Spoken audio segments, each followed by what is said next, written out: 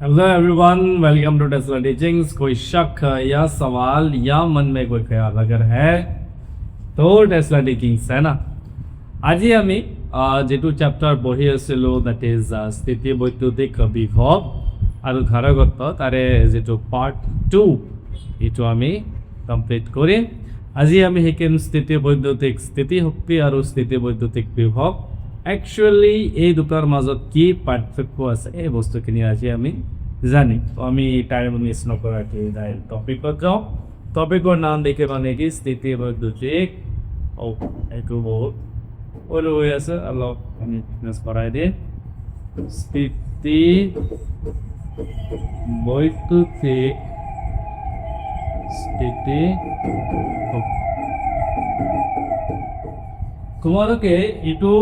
বস্তুটো জনাৰ আগতে তোমালোকে জানিব লাগিব স্থিতি শক্তি কি। একচুৱেল স্থিতি শক্তি হ'ল যে কোনোবা পদাৰ্থৰ বা কোনোবা বস্তুৰ অৱস্থানৰ কাৰণে যিটো শক্তিত সেই বডিটোত সন্নিহিত হৈ থাকে তাক আমি কি বুলি কওঁ, স্থিতি শক্তি বুলি কওঁ। যেনেকুৱা এটা চিম্পল এক্সাম্পল লোৱা, তোমালোকে বো এণ্ড এৰো মানে ধৰা ধনুকাঁড় যিটো আছে, যেতিয়া তুমি কি কৰা ইয়াক টানি দিয়া, টানি যেতিয়া এৰি দিয়া কাঁড়টো কি হয় আগুৱাই গুচি যায় নে না, কিয় যায়? যেতিয়া তুমি এই ৰছীডালত টানিছা সেই ৰছীডালত এই পজিশ্যনৰ কাৰণে কি এটা শক্তি সন্নিহিত হৈছে, সেই শক্তিটোকেই আমি কি বুলি কওঁ যে স্থিতি শক্তি বুলি কওঁ। ঠিক তেনেকুৱা কেছ আমাৰ আধাৰৰ ক্ষেত্ৰতো হ'ব। সেই বস্তুখিনি আমি আজি চাম, ঠিক আছে। তো চোৱা, ইয়াক বুজিবলৈ আমি প্ৰথমতে কি কৰিলোঁ, এটা আধান দিম যে কেপিটেল কিউ আধান, ঠিক আছে। ইয়াৰে পৰা আৰু এই আধানটো কি হৈ আছে, ফিক্সড আছে। আধানটো তুমি বাহ্যিক কিবা এটা বল আছে যাক ধৰি আছে, যাক দি তো এইটো মানে কি গোটো মুভ কৰিব নোৱাৰা। তুমি দুটা পইণ্টছ লৈছা, যে এটা পইণ্ট আৰ আৰু এটা কি লৈছা পইণ্ট পি, দুটা পইণ্টছ লৈছা। তুমি এটা আধান পৰীক্ষণীয় আধান ধনাত্মক আধান আছে, এই কিউটো তুমি কি কৰিছা, এই আৰৰ পৰা তুমি বঢ়িয়াকৈ কি কৰিছা, ধুনীয়াকৈ মুখ বঢ়াই পিকাব সময়ত যেতিয়া মুখ পৰা কাণৰ তলত লগাই দিব নোৱাৰি, হয়নে? ইয়াৰ পৰা তোমাৰ কি কিউটো লাহে লাহে লাহে লাহে লাহে লাহে লাহে লাহে লাহে লাহে লাহে ইয়াতে আহিছে। তো যেতিয়া কিউক তুমি ইয়াতে কিউ আছে, এই কিউক তুমি আৰৰ পৰা যেতিয়া পি লৈ আনিবা, তুমি কি দিব লাগিব, এটা বল প্ৰয়োগ কৰিব লাগিব না। আৰু এই বলটো কেনেকুৱা বল, এটা তোমাৰ বাহ্যিক বল। এইটো কেনেকুৱা বল দিছা তুমি, বাহ্যিক বল তুমি কি কৰিছা, এফ এক্সটাৰ্নেল এই আধানটোৰ ওপৰত দিছা, বঢ়িয়া। বাহ্যিক বল যেতিয়া দিছা আধানটো এনেকুৱাকৈ আহিছে। তো চোৱা, এই যিটো দূৰত্ব এই আধানে অতিক্ৰম কৰিছে, বাহ্যিক বল দিছা আধানে দূৰত্ব অতিক্ৰম কৰিছে, তাৰ মানে কি বলৰ দ্বাৰা তুমি কি কৰিছা, দূৰত্ব অতিক্ৰম কৰাইছা আধানক, তাৰ মানে তুমি কাৰ্য কৰিছা। তুমি যেতিয়া ইয়াতে আহিছা তোমাৰ দ্বাৰা কি হৈছে, এটা কাৰ্য সম্পাদিত হৈছে, বঢ়িয়া। সেইখিনি বুজি পাইছা? এতিয়া আছো কিউ যে যেতিয়া কিউ ইয়াৰ পৰা ইয়ালৈ আহিব, এনে আহি যাব নেকি, এনে এই যিটো আধান আছে এই আধানৰ চাৰিওপিনে কি আছে, বৈদ্যুতিক ক্ষেত্ৰ আছে নে নাই, কি কৰিছে এনেটো চাৰিওপিনে বৈদ্যুতিক ক্ষেত্ৰ বনোৱা আছে। তো যেতিয়া এই আধানটো এনেকুৱাকৈ আহিব, তুমি কি কৰিব লাগিব, বল প্ৰয়োগ নকৰাকৈ ইয়াক আনিবই নোৱাৰা। তো বল প্ৰয়োগ কৰি যেতিয়া পি বিন্দুলৈ আনিবা, তুমি এটা কাৰ্য সম্পাদন কৰিব লাগিব। আৰু এই কাৰ্য সম্পাদন কাৰ এগেইনষ্টত কৰিবা, এই যিটো ই কি কৰি আছে, এই পিনে এটা বৈদ্যুতিক বল দি আছে, সেইটোৰ এগেইনষ্টত তোমাৰ কি হ'ব, কাৰ্য সম্পাদন। বুজি পাইছানে? এতিয়া যদি মই কওঁ, এই যে এটা এক্সাম্পল দিছিলোঁ মনত আছেনে, মই স্প্ৰাইটৰ বটলটো মই ওপৰলৈ উঠাইছিলোঁ, কিন্তু মোৰ কাৰ্য পজিটিভ আছিল, কিন্তু গ্ৰেভিটিৰ কাৰ্য কি আছিল, নেগেটিভ। কাৰণ ইটো তল পিনে টানি আছে, বস্তুটোতো ওপৰ পিনে আছে, মই বাহ্যিক বল দি ইয়াক ওপৰত উঠাইছিলোঁ। তো ইয়াতে ইলেক্ট্ৰোষ্টেটিক এই স্থিতি বৈদ্যুতিক বলৰ দ্বাৰা সম্পন্ন হোৱা কাৰ্য কি হ'ব নেগেটিভ যাৰ দ্বাৰা যেটো কাৰ্য সম্পাদন হ'ব এটো কি হৈ যাব নেগেটিভ হ'ব না নাই কাৰণ চোৱা স্থিতি বৈদ্যুতিক বল কোনটো দিশত আছে এইটো দিশত আছে আধাৰ কোনটো দিশত আহি আছে এইটো দিশত মাজৰ এংগল কিমান 180 ডিগ্ৰী fs cos 180 -1 আহি যাব -fs আহি যাব তাৰ মানে এই কাৰ্য সম্পাদনটো কি হ'ব নেগেটিভ এইটো কি হৈ আছে এইখিনি বুজি পাইছা চোৱা যেতিয়া তুমি আধানক ইয়াৰ পৰা ইয়াত আনিছা এই আধানটোৰ মাজত এটা কি হৈছে এটা শক্তি সন্নিহিত হৈ গৈছে কেনেকৈ গম পাম যেতিয়া তুমি কি কৰিবা এই আধানক ইয়াৰ পৰা ঠেলি ইয়ালৈ লৈ আহিছা আৰে পণ্ডিত আৰে ইয়াৰে পৰা ইয়াত যেতিয়া আহিছে এনেকে ধৰি ৰাখি যাবা জীৱনতে যেতিয়া এৰি দিবা ই কি হ'ব আৰু এই পজিশ্যনত গুচি যাব ৰাবাৰ বেণ্ড মোৰ ইয়াতে তো নাই ৰাবাৰ বেণ্ড যদিও নাই তথাপি মোৰ ওচৰত একোতো নাই তে দেখাবলৈ মই কি দেখাম নেক্সট ক্লাছত দেখাই দিম তো ৰাবাৰ বেণ্ড যেতিয়া তুমি টানি দিয়া লাহে লাহে টানি এৰি দিলে লগে লগে আৰু নিজৰ পজিশ্যনলৈ যায় তো টানি যেতিয়া এই পজিশ্যনলৈ আহিছিলা তাৰ মানে কি এই পজিশ্যনত দেখা স্থিতি বৈদ্যুতিক নহয় স্থিতি শক্তি কি হৈছিল সেই পজিশ্যনৰ কাৰণে সেই ৰাবাৰ বেণ্ডটোত সোমাই গৈছে এৰি দিয়াৰ লগে লগে আৰু কি স্থিতি বৈদ্যুতিক এই স্থিতি শক্তিটো গতি শক্তিত পৰিণত হৈ আৰু আগৰ অৱস্থালৈ লৈ আহিছে ঠিক সেই কেছটো ইয়াতে হৈ আছে এই কেছটো তোমাৰ ইয়াতে হৈ আছে যে আধান যেতিয়া ইয়াৰে পৰা আধান কি হৈছে যেতিয়া ইয়াৰে পৰা এইখিনিলৈ আহিছে তুমি যে এই যে কাৰ্য সম্পাদন কৰিছা এই কাৰ্যই কি কৰিছে তোমাৰ স্থিতি শক্তি ইনক্ৰিজ কৰাই নিছে লাহে লাহে লাহে লাহে তোমাৰ কি হৈছে স্থিতি বৈদ্যুতিক যেটো স্থিতি শক্তি সেইটো কি বাঢ়ি গৈছে তাৰ মানে কি ইয়াতে যদি তোমাৰ কোনো একটা স্থিতি শক্তি আছিল আৰু ইয়াতে ধৰা কোনো একটা স্থিতি শক্তি আছিল ইয়াৰে পৰা ইয়াতে স্থিতি শক্তিটো কি বেছি কিহৰ কাৰণে বেছি কাৰণ তুমি কাৰ্য কৰিছা বল প্ৰয়োগ কৰিছা আৰু আধান ওচৰত পিনে গৈছে বুজি পাইছানে ঘৰত তুমি এই বস্তুটো এক্সপেৰিমেণ্ট কৰিবা যে ৰাবাৰ তুমি যিমানে লাহে লাহে লাহে লাহে লাহে টানি থাকিবা তোমাৰ বলটো সিমানেই বেছি লাগে তাৰ মানে মই যেতিয়া ইয়াৰ পৰা যিমানেই ওচৰত আনিম সিমানেই এই আধানটোৰ ওপৰত স্থিতি শক্তি সিমানেই বেছি সন্নিহিত হ'ব তাৰ মানে মই কৰা কাৰ্য সম্পাদনে কি হ'ব ইয়াৰ স্থিতি শক্তি ইনক্ৰিজ কৰিব বঢ়াই দিব তাৰ মানে কি কিমান বাঢ়িব স্থিতি শক্তি কেনেকৈ ওলাম যে এই বিন্দু ধৰা মোৰ স্থিতি শক্তি কিমান আছে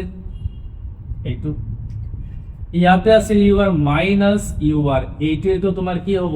এই চেঞ্জ ইন পটেনশিয়াল মানে ইয়াতে ধৰা জাস্ট ফৰ এক্সাম্পল ইয়াতে ধৰা 20 জুল স্থিতি শক্তি আছে ইয়াতে ধৰা 10 জুল এটা মই যদি কওঁ যে ইয়াৰ মাজত কিমান বাঢ়িছে তো তুমি কি কৰিবা সিম্পলি 20 minus 10 মানে 10 জুল কি স্থিতি শক্তি বাঢ়িছে তো সেই বস্তুটোৱে আৰু এই যেটো বাঢ়িছে কাৰ কাৰণে বাঢ়িছে এই যে তুমি কাৰ্য সম্পাদন যে কৰিছা ইয়াৰ কাৰণে তো বাঢ়িছে না তাৰ মানে কি এইটো মোৰ এই যে মই কাৰ্য কৰিছো বৰ পৰা আৰৰ পৰা পি লৈ ডব্লিউ আৰ বি ইয়াৰ কাৰণে তোমাৰ কি এই পুৰা কি স্থিতি শক্তিটো সন্নিহিত হৈছে তাৰ মানে এই বিন্দুৰ যেটো স্থিতি শক্তিটো কাৰ ইকুৱেল এই যে কাৰ্য যেটো তুমি কৰিছা সেইটো ৰিক্তা এতিয়া এনেকুৱাটো হ'ব পাৰে যে তোমাৰ মই এটা যদি তোমাক লিখিব দিওঁ যে কাৰ্য কেনেকৈ লিখিবা কাৰ্যখিনি লিখিলো তাৰপিছত সেই কেছটো দামো যে আমি কি অলৰেডি কি চালো যে কাৰ্য যেটো সম্পাদন হৈছে ইয়াৰ দ্বাৰা এটো কাৰ ইকুৱেল নেগেটিভ হ'ব কাৰ্য সম্পাদন কাৰ দ্বাৰা ইলেক্ট্ৰোষ্টেটিক ফৰ্চৰ দ্বাৰা তো মোৰ যেটো এই কাৰ্য হ'ব আৰৰ পৰা যেটো পি লৈ এটোক আমি কি লিখিম ইন্টিগ্ৰেশন f ডট dr এফ কেনেকুৱা বাহ্যিক বলৰ দ্বাৰা যেটো কাৰণ এইটো কি এনে কেনেকৈ বল পৰিৱৰ্তন হ'ব সেইকাৰণে কি ডিআৰ ল'ব লাগিব ক'ৰ পৰা কাৰ্য ল'ব আৰৰ পৰা ক'লৈ ইন টাৰ্মছ অফ যদি আমি বৈদ্যুতিক শক্তি লিখো বৈদ্যুতিক বলৰ ক্ষেত্ৰত লিখো তেতিয়াহ'লে এইটোৱে কি আহি যাব নেগেটিভ ইয়াতে কি আহিব এফ ই এটা আহিব ডিআৰ এইটো হ'ল আৰৰ পৰা ডি বুজি পাইছানে আৰু একবাৰ শুনিছো ইয়াতে আধান আছে ধুনীয়া ইয়াতে এটা পইণ্ট আৰত এটা আধান আছিল মই আৰৰ পৰা কি কৰিলোঁ টানি পি বিন্দুলৈ লৈ আহি যেতিয়া মই পি বিন্দুলৈ লৈ আহি চেঞ্চ দুটা এটা কি সেম একেধৰ্মী আধান তো এটা আনটো কি কৰিব বিকৰ্ষণ কৰিব যেহেতু বিকৰ্ষণ কৰিব কিন্তু মই সেই বিকৰ্ষণৰ এগেইনষ্টত মই কি কৰি আছোঁ বল প্ৰয়োগ কৰি তাক ধাক্কা দি আছোঁ তো ইয়াৰ মাজত এটা কি হৈ যায় এই পইণ্টত যেতিয়া আহিব ইয়াৰ মাজত এই আধানটোৰ মাজত এটা শক্তি সন্নিহিত হ'ব কেনেকুৱা শক্তি স্থিতি শক্তি আৰু স্থিতি শক্তি কাৰ কাৰণে হৈ আছে ইয়াৰ পৰা যে বল দি মই ইমান দূৰত মই লৈ আহিলোঁ যাৰ কাৰণে এটা কাৰ্য সম্পাদন হ'ল এইটো তো ইয়াৰ পৰা যে ইনক্ৰিজ হ'ল মানে বৃদ্ধি হ'ল মানে কি পটেনচিয়েল স্থিতি শক্তি এইটো আমি কেনেকৈ লিখো যে ইয়াৰে কিমান আছিল পটেনচিয়েল স্থিতি শক্তি ইয়াৰে কিমান আছিল মাইনাছ কৰিলে মোৰ চেইন ওলাই যাব আৰু এই চেইনটোৱে কি হ'ব এই কাৰ্য সম্পাদনত ইকুৱেল হ'ব সেইটো আমি ইয়াতে এনেকুৱাকৈ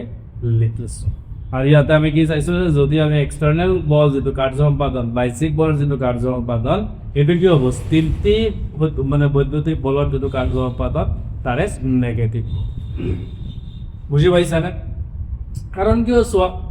বলটোতো এই চাইডত প্ৰয়োগ হৈ আছে স্থিতি বৈদ্যুতিক বল কিন্তু আধাৰটোতো তোমাৰ এইটো চাইডত আহি আছে ডিসপ্লেসমেন্টও অপোজিট সাইডে আছে না তো cos থিটা cos 180 ডিগ্রি মাইনাস ঠিক আছে এতিয়া তোমার যদি কোনোবাইটা হয় এই যে আমি এইটো ওলাইছি UP minus UR is equal to delta U is equal to WRB এতিয়া প্ৰথম তোমাৰ আধান ইয়াতে আছিল তো তুমি ইয়াতে দুটা বিন্দু পাইছি যেটো R এটো P নন বিন্দু এটা তোমাক ক'লে যে R বিন্দুটো ইয়াতে নাই বোধ আছে ই হৈ বৰবাদ অক্ষিমত আছে তেতিয়া কি হ'ব কথাটো চোৱা যেতিয়া তুমি এই বিন্দুত অক্ষিমত লৈ লও তেতিয়া তোমাৰ কি হয় যে অক্ষিমত তুমি তোমাৰ যেটো পটেনশিয়াল বিভৱ তোমাক এটা ফ্ৰীডম দিয়া হয় চুজ কৰিবলৈ হেতু কি যে অক্ষিমত তুমি কি ধৰিব পাৰা শূন্য ধৰিব পাৰা তে অক্ষিমত আমাৰ কি বৈদ্যুতিক বিভৱৰ মান কি শূন্য তেতিয়া হলে এই যেটো ইকুৱেচন আছে আমি কেনেকৈ লিখিব পাৰো চোৱা যে UP মাইনাস এবাৰ R নিলিখো কাৰণ এবাৰ বিন্দুটো ক'ত আছে আধানটো ক'ত আছে অক্ষিমত আছে আমি কি লিখিম ইজ ইকুয়াল টু আমি কি লিখিম যে ডেল্টা ইউ যে ঠিক আছে কাৰ্য ক'ৰ পৰা কৰিম এতিয়া অক্ষিমৰ পৰা P বিন্দুলৈ আহি অক্ষিমৰ পৰা P বিন্দু এতিয়া আমি কি কৰো যে অক্ষিমত যেটো বৈদ্যুতিক বিভৱ স্থিতি শক্তি কি শূন্য যদি শূন্য তো চোৱা কি হৈ গ'ল অক্ষিমৰ পৰা P বিন্দুলৈ আনতে কৰিবলগীয়া কাৰ্য সেই P বিন্দুত থকা স্থিতি শক্তিৰ কি হৈ গ'ল সমান হৈ গ'ল হলনে নাই এতিয়া চোৱা এইটো হল মেইন কথা এইটো হল তোমাৰ স্থিতি শক্তিৰ কথা বৈদ্যুতিক স্থিতি যে অক্ষিমৰ পৰা কোনো এটা আধান যিকোনো এটা বিন্দুলৈ আনিবলৈ কৰিবলগীয়া মুঠ কাৰ্যই হল সেই বিন্দুটোৰ স্থিতি বৈদ্যুতিক স্থিতি পাইছা না নাই বুজি পাইছা না নাই যে অক্ষিমৰ পৰা কোনো এটা বিন্দুলৈ আধান এটা যিকোনো আধান মই সাইজৰ কথা কোৱা নাই ইয়াতে মনত ৰাখিবা যিকোনো আধান এটা আনিবলৈ কৰিবলগীয়া কাৰ্যৰ সেই বিন্দুক কি বুলি কোৱা হয় বৈদ্যুতিক স্থিতি শক্তি মানে স্থিতি বৈদ্যুতিক স্থিতি শক্তি বুলি কোৱা আৰু একবাৰ কৈ দি আছো অক্ষিমৰ পৰা কোনো এটা বিন্দুত চোৱা ইয়াতে আধান আছে আধান এনেকা আছে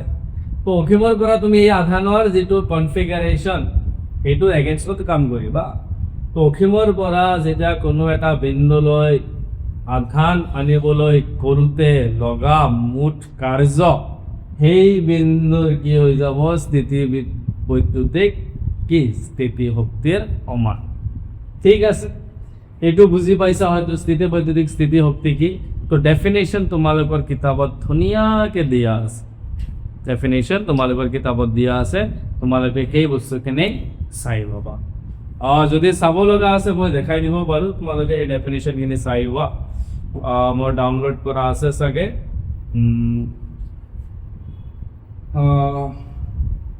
পদাৰ্থ বিজ্ঞান yes.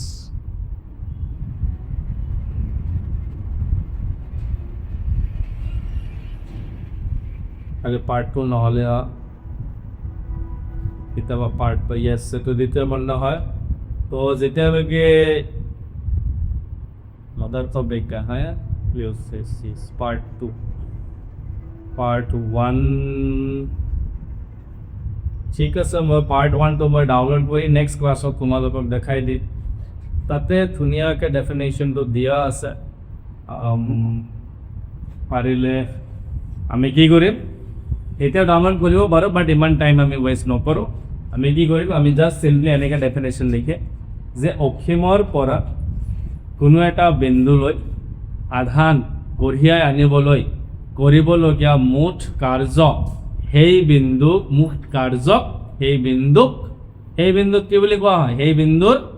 কি স্থিতি বৈদ্যুতিক স্থিতি শক্তি বুলি কোৱা। ঠিক আছে, বুজি পাইছা? এতিয়া চোৱা, এতিয়া এটা টার্ম মানে স্থিতি বৈদ্যুতিক বিভব। স্থিতি বৈদ্যুতিক বিভব বুলি এটা টার্ম হয়, যে স্থিতি বৈদ্যুতিক